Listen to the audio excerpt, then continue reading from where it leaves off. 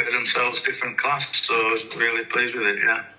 Because sometimes that actually, I mean, it was, for people who don't know, it was a bit mad yesterday. We had the boat pushed back by an hour, and then we got into Liverpool and the boat was struggling to get in because the river there, and then we eventually got off, and then we were waiting for the kit to get off the boat, and by the time we get there, the lads are getting changed on the back of the coach with the fans sat on it as well. Does that occasionally just, in one way, sort of help sort of set the tone a little bit for the day and get everyone focused?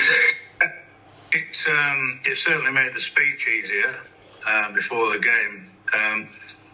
But sometimes when you get these, what I call the sort of Fred Carno's Billy Smart Circus things going on, it does galvanise the lads, and we say, look, don't make it an excuse.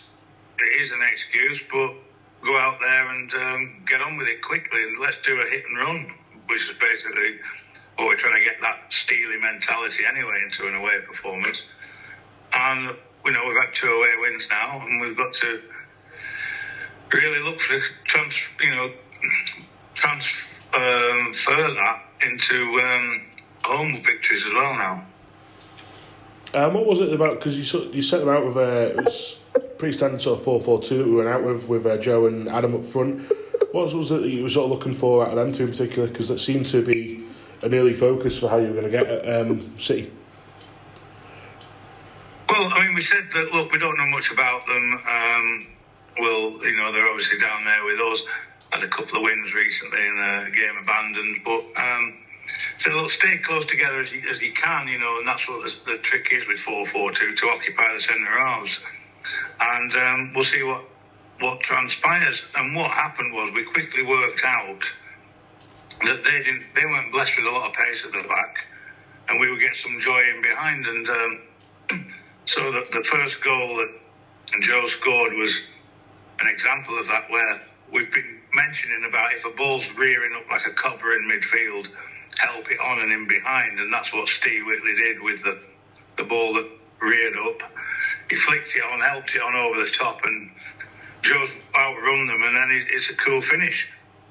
To take chance. And the more the game went on, we realised, I turned around to Joe and I said, look, we'll get a lot of joy into the wind, because we said, look, if we win the toss, we'll kick with the wind, because we've just come off there. Let's put them under pressure. They've been hanging about, and let's get the win in our favour. It might drop, which it did.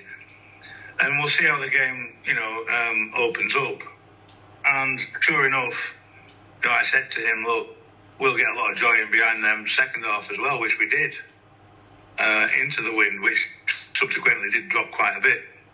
So, keep close together and take your chances in behind. Stay on side, your duty is to get back on side as often as you can, so that when we play it forward, you're not offside, which is so simplistic, it's untrue, but that is what you have to say. And they did it well, and they were excellent, both of them up front.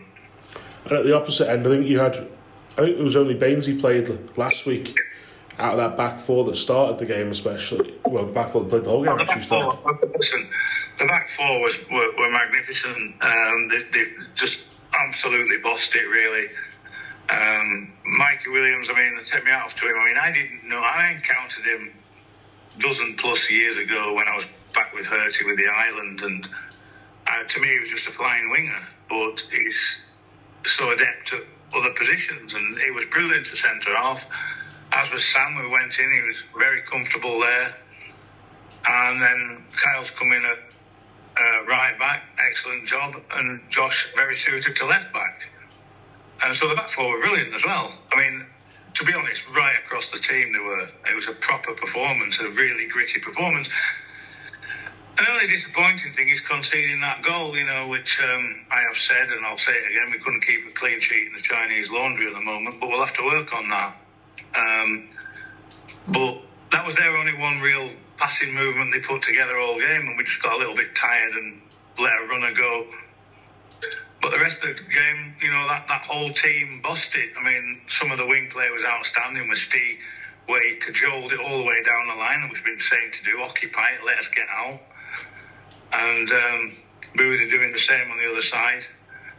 And it was all top-round performance. The midfield duo, again.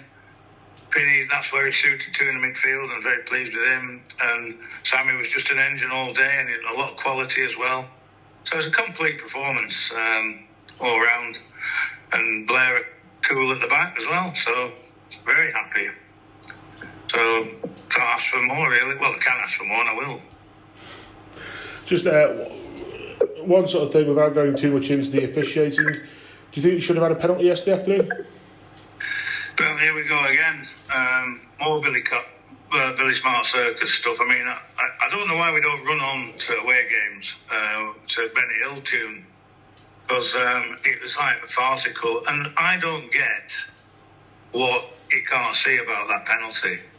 You know, when the striker does everything right, he gets himself in between the defender and the ball, blocks him off, about to shoot, and he goes down. Was he going to go down? The referee was very strange yesterday, because the first 25 minutes, you may have noticed, he let everything go. You know, and must have forgotten he had a whistle. And then he started booking our lads. Well, he penalising our lads in the booking for niggly fouls. And then when it came to the big events for both teams, he just didn't seem to be bothered about it. And I'm perplexed, but again, there's no point saying anything. I mean, you only need to look farther afield at I know they review it with VAR against Brentford, but it's absolutely beyond me. The view at VAR is clearly clipped the bottom of his foot when he's outside the penalty area. It's penalty. I just move on and let's start talking about supernovas or something, you know, something that we've got more understanding of, you know, the creation of black holes. I just don't get it. And I'll have to leave it at that before I get myself in trouble, I think. Yeah, probably best, yeah. Just one final thing on yesterday's game as well. We had a sizable travelling fans that come over with us and ones who come up from across the UK as well. Especially with this weekend being sort of the last one that the boat's running as freely on and off the island, how good was it to see that turn out? Yeah, they never failed to surprise me with their chants and stuff. There was one particularly nice little hymn they drew out yesterday. It was excellent. But great to have the support. And it does boost the lads, you know. And of course, a lot of the support's on the travelling with us, and it is developing to a sort of community thing. But excellent support, and the lads put on a good show for them, so it's good all round. And so I'm happy now. We've got 7 points from the last 3 games. We need to push on. We've altered a few things with the training. We've got that more what I call suited to a rhythm, and we'll be doing a bit more work this week on trying to capitalise on this early domination that we're getting. We're getting lots and lots of chances. So there's 2 things. We've got to keep a clean sheet, which we will do by law of averages, I'm sure. And we've got to put more chances away, because 2-0's always dodgy at half-time. But the lads saw it through, so I was delighted with that. And then just going into building into next week, that'll be your sort of focus on mostly on training, then heading into Saturday's game against Longwich. Yeah, I mean, we had a few surprises in the build-up to this game where people were getting injured and calling injuries in out of the blue, which we didn't really know about.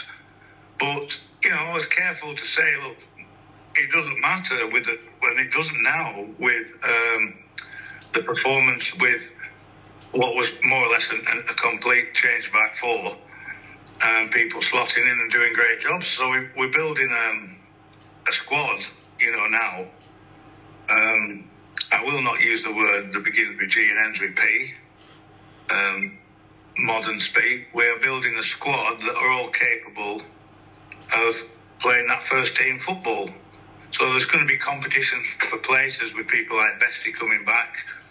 Charlie hopefully will be back, you know, and Callum will be back, and Clarkey will be back. So, you know, and 1 or 2 others. So that's healthy, and training will be good. It'll be competitive, be enjoyable, and we'll build a rhythm. And then we hopefully can, you know, get this home win thing going, which we need to be doing.